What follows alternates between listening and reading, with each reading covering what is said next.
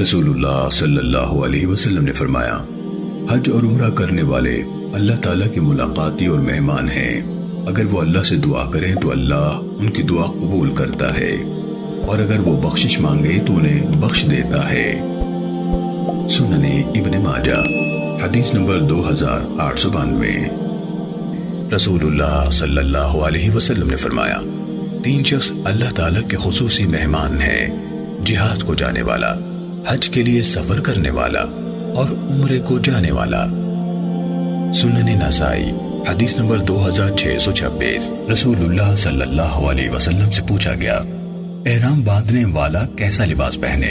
آپ صلی اللہ علیہ وسلم نے فرمایا، محرم نہ قمیص پہنے، نہ امامہ، نہ ٹوپی جڑا لبادہ، نہ شلوار، نہ ایسے کپڑے پہنے جسے ورس یا زعفران لگا ہو، اور نہ موزے پہنے، مگر جسے جوتے نہ ملیں تو وہ موزے پہن لے اور انہیں اوپر سے اتنا کاٹ لے کہ وہ ٹخنوں سے نیچے ہو جائے۔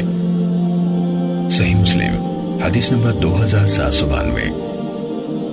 جب یہ آیت نازل ہوئی، وَلِلَّهِ عَلَى النَّاسِ حِجُّ الْبَيْتِ مَنِ اسْتَطَاعَ إِلَيْهِ سَبِيلًا، اللہ تعالیٰ نے ان لوگوں پر جو اس کی طرف راہ پا سکتے ہوں اس گھر کا حج فرض کر دیا ہے۔ تو صحابہ نے عرض کیا، اے اللہ کے رسول، کیا ہر سال حج کرنا فرض ہے؟ رسول اللہ صلی اللہ علیہ وسلم خاموش رہے۔ انہوں نے پھر کہا، کیا ہر سال؟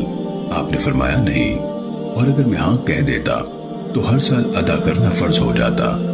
تب یہ آیت نازل ہوئی، یا ایھا الذین آمنوا لا تسألوا عن اشیاء ان تبد لکم تسؤکم، اے ایمان والو ایسی باتیں مت پوچھو کہ اگر وہ تم پر ظاہر کرتی جائیں تو تمہیں ناگوار ہوں۔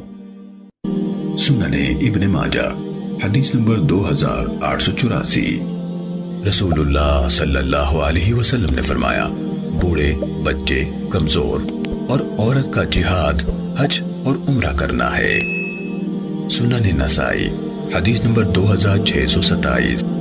رسول اللہ صلی اللہ علیہ وسلم کا تلبیہ یہ ہوا کرتا تھا، لبیک اللہم لبیک، لبیک لا شریک لک لبیک، ان الحمد والنعمت لک والملک لا شریک لک، یعنی میں بار بار حاضر ہوں، اے اللہ تیرے حضور حاضر ہوں، میں حاضر ہوں، یقیناً تعریفیں اور ساری نعمتیں تیری ہیں اور ساری بادشاہت بھی تیری ہے، کسی بھی چیز میں تیرا کوئی شریک نہیں۔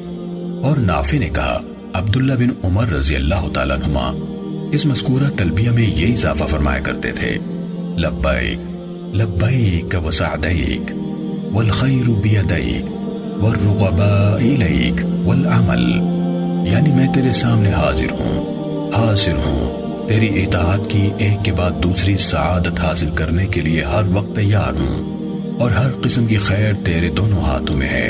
اے اللہ میں تیرے حضور حاضر ہوں، ہر دم تجھی سے مانگنے کی رغبت ہے اور تمام عمل تیری ہی رضا کے لیے ہے۔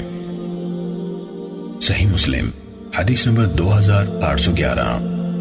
آپ نے فرمایا، جس شخص نے اللہ کے لیے اس شان کے ساتھ حج کیا کہ نہ کوئی فحش بات ہوئی اور نہ کوئی گناہ، تو وہ اس دن کی طرح واپس ہوگا جیسے اس کی ماں نے اسے جنا تھا۔ صحیح بخاری حدیث نمبر 1521۔